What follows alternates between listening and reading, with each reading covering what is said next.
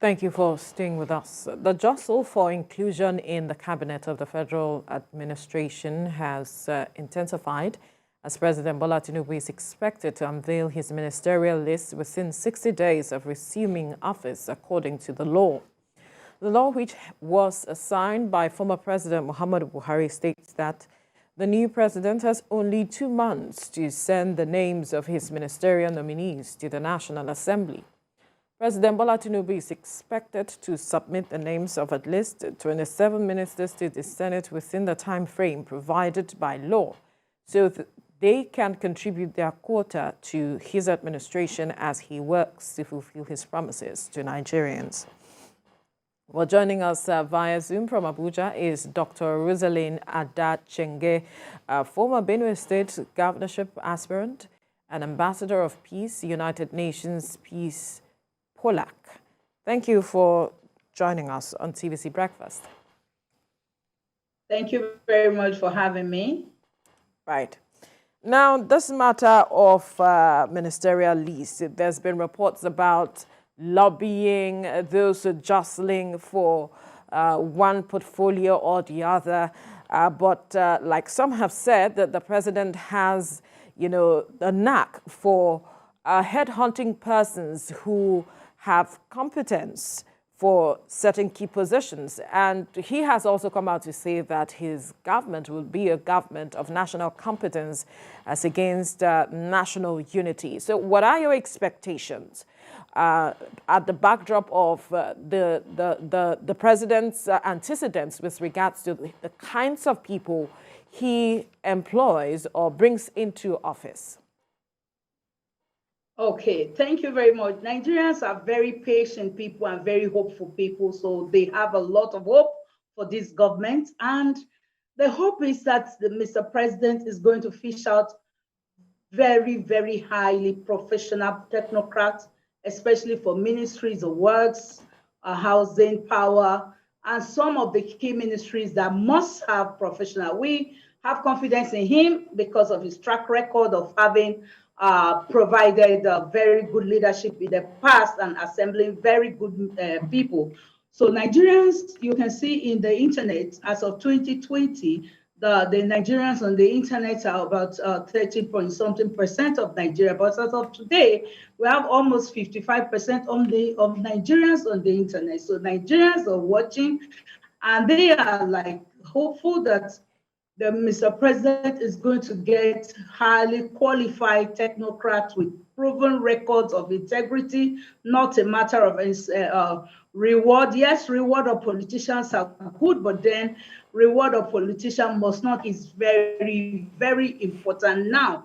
And so I believe that Nigerians are hopeful and believe that he is going to assemble very competent person. Like myself, I had been just like you said, ran to be governor of Benue since 2007 and a fellow of the Nigerian State of Engineers. There are so many politicians out there who are so qualified to occupy positions because, number one, we must deliver Project Nigeria. We're happy the president said the poor should breathe. Over 100 million of Nigeria are living below the poverty line. So this time around, it must not be story as usual, recycling of politicians who have failed in different parts of the country in the past. So I think Nigerians are hopeful, and we look forward to very, very competent technocrats leading in the major ministries because, like the president, the ministers make or mar the government. Mm. And in you being a woman, a politician, you vied for office, at one time or the other. Somehow also, looking at what the president's cabinet would be like in terms of, gender equality, so to speak, giving women a louder voice, looking at his precedents. What are your expectations as to, the level of the participation or involvement of, female technocrats in the president's cabinet? Okay, I'm not expecting anything less than 35%.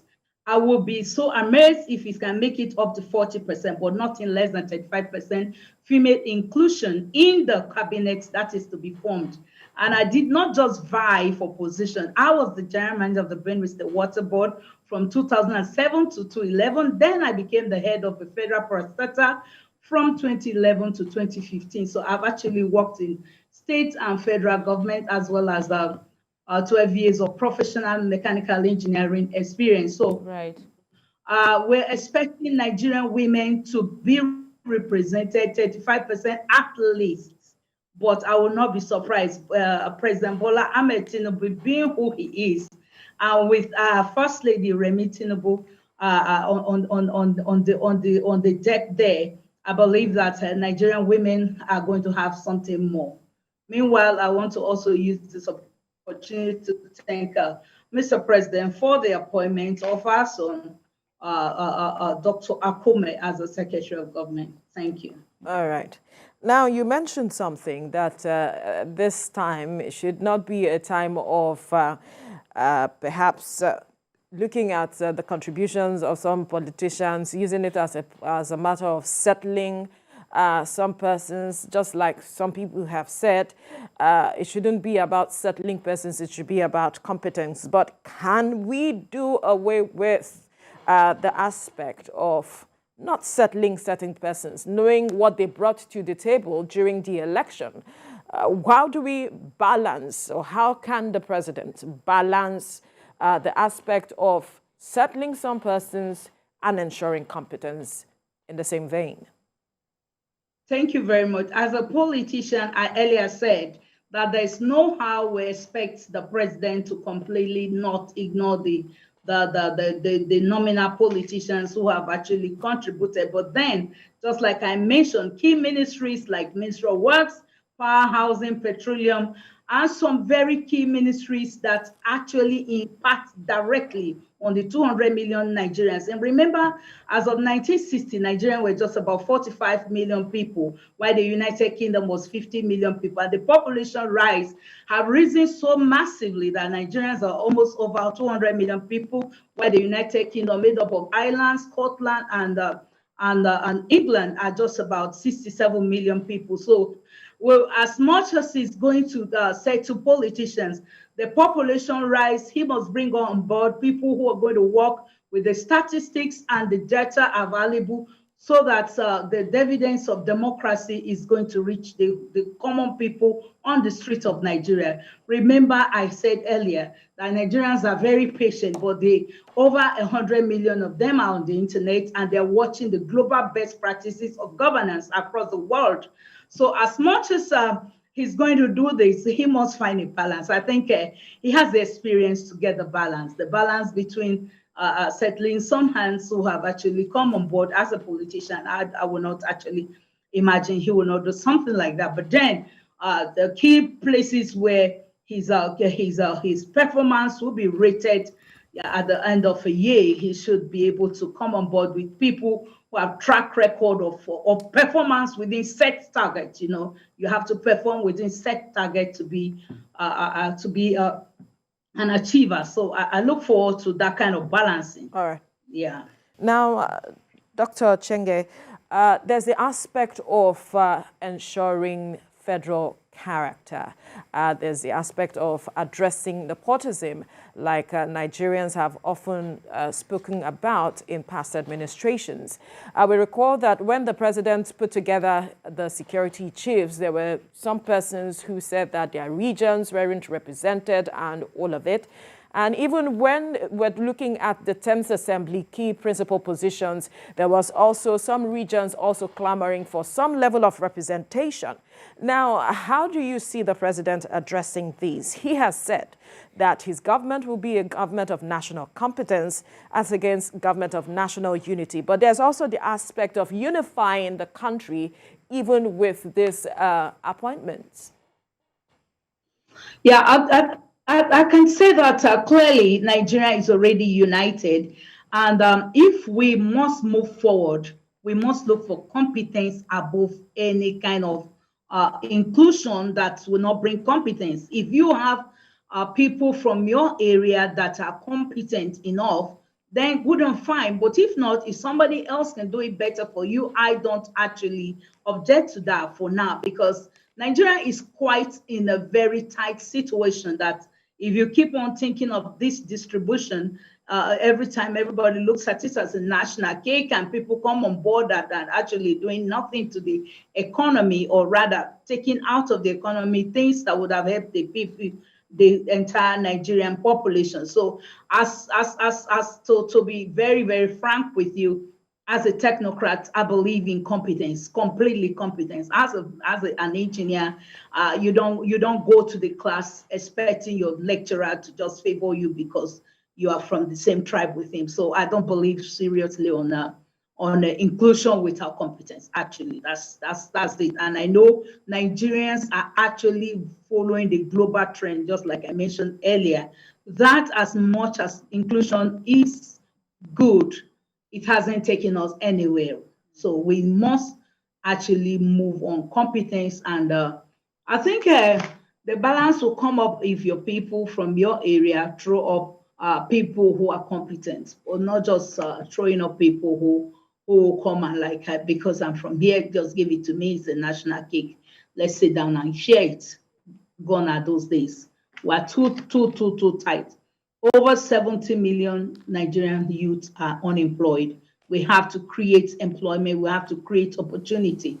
We have to have, first of all, create the mainframe of the structure before even we talk of people coming to help us. If we have not created environment that will make these over 70 million Nigerian youth to be engaged in industrial action, then we would definitely be fighting ourselves by just including anyhow persons. All right, Dr. Chenge. Yeah. So, of course, the clamor on the president, or the mandate on the president to meet up with the 60-day window ordered or stipulated, now stipulated by the National Assembly, is understandable, especially in the aftermath of the changes or the decisions he has made upon assuming office, especially the fuel subsidy removal. And more and more people are waiting on the president for more directives, especially about the impact of the fuel subsidy removal on Nigerians, such as, the calls for social welfare packages. And so we'd like to know what your expectations are, what your thoughts are in this regard, specific ministers that will help drive this course and ameliorate the impact on Nigerians. Yeah, I think the 2 months given by the legislation already signed to law, knowing the way he had hit the ground running from the very first day he started work, I believe that he's going to be able to assemble his team within this time, because just like I said earlier, in engineering, we say plus or minus 2 minutes. That means 2 months is a good time to assemble a good number of Nigerians who have actually put themselves out there and who are very competent. So I believe that he should be able to put together this set of ministers that will come to work. Remember, as I said earlier, that the ministers are the ones that drive the policy of the government. If the government is going to do well, it is the ministers that will show the people that the government is going to do well. So if they are not on board on time, just like in the last administration, everything got derailed. People who were not supposed to pick up powers got excessive powers, and so you can just imagine a lot of harm when it's not done on time. So time target is the key to this kind of success. Yeah, but we're looking at. Yes, but then I'm also asking you to speak to the advocacy, to the call, on whoever would be the ministers in charge of, social welfare, for example, the mandate to help the poor, to, make lesser Nigerians hungry. Of course, everybody is mindful of, the level of, suffering, and the president has spoken to that on several occasions. But then he will now have ministers, to drive his cause. So I'm asking you to speak to this clarion call. What are your expectations? Yes, the president has spoken, and it's a mantra now. Let the poor breathe, yes, right? So anybody that is coming to take over the social welfare, I just know it got to be a woman and a caring woman, and it has to be a person that have a proven record of helping out, reaching out to the poor masses. Because if you bring somebody who cannot relate with the masses and what people are suffering. So there's some Nigerians that don't actually know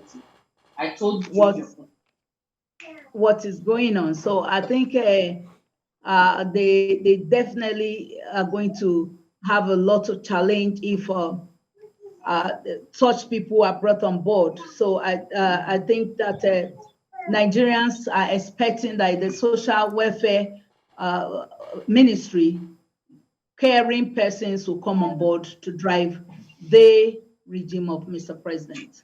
Right. How critical is the aspect of trust on the part of the president for persons he will be working with, from your point of view? Because some of the appointments he made, there were talks about these are persons he has worked with in the past and he trusts them. Do you see that also coming to play with regards to these appointments for portfolios in the coming days, and how critical is it? Yeah, I think it's very, very critical in the coming days because we can see that if things are not put proportionally according to how it should be, a lot of these things are going to go wrong. And government is judged by the performance and the output after a short time. So I agree completely that this is quite a critical point and it must be addressed. All right, we'll leave the conversation here. Dr. Rosaline Adachenge, former Benue State governorship aspirant and ambassador of Peace, United Nations Peace, POLAC. Thank you for your time on the program.